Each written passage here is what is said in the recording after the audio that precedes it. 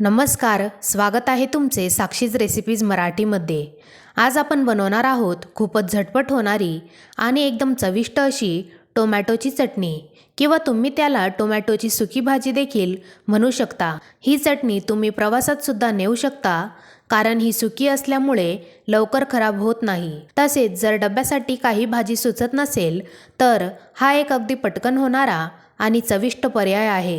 ही चटणी भाकरी, पोळी किंवा साध्या वरण भाताबरोबरही खूप छान लागते। चला तर मग रेसिपीला सुरुवात करूया। टोमॅटोची चटणी बनविण्यासाठी इथे मी घेतले आहे 2 पातळ चिरलेले कांदे, बारीक चिरलेली कोथिंबीर, 3 ते 4 हिरव्या मिरच्या व 4 पिकलेले टोमॅटो। टोमॅटोला मी अशा प्रकारे बारीक कापून घेतले आहे। तसेच आपल्याला 4 ते 5 पाकळ्या ठेचलेला लसूण घ्यायचा आहे। सर्वात आधी इथे मी गॅस चालू केला आहे व त्यावर एक कढई ठेवली आहे।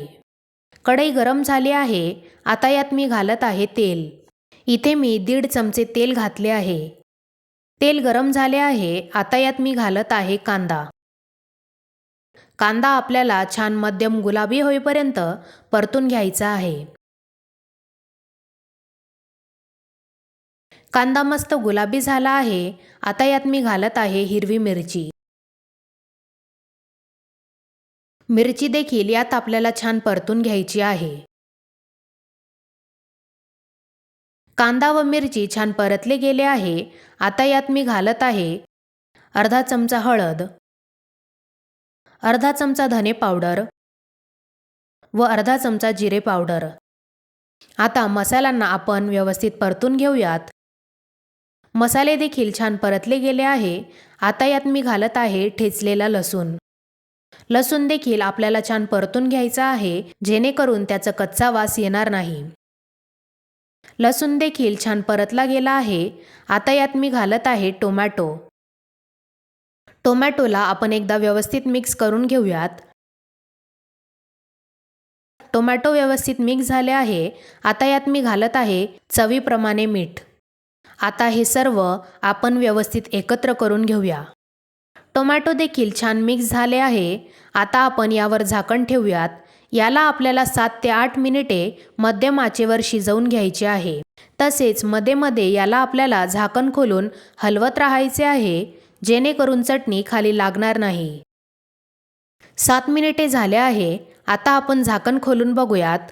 एकदा आपण याला परतून घेऊयात आणि तुम्ही बघू शकता टोमॅटो छान मऊ झाले आहे आणि चटणी मस्त सुकी झाली आहे।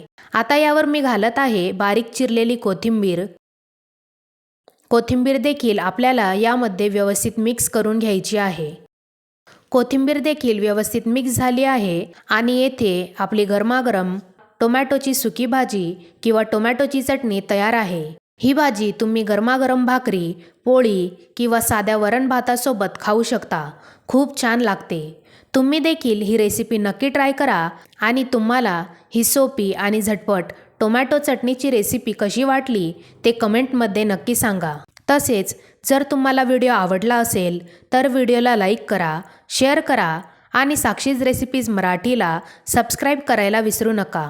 पुन्हा भेटूया नवीन रेसिपीसह। तोपर्यंत धन्यवाद।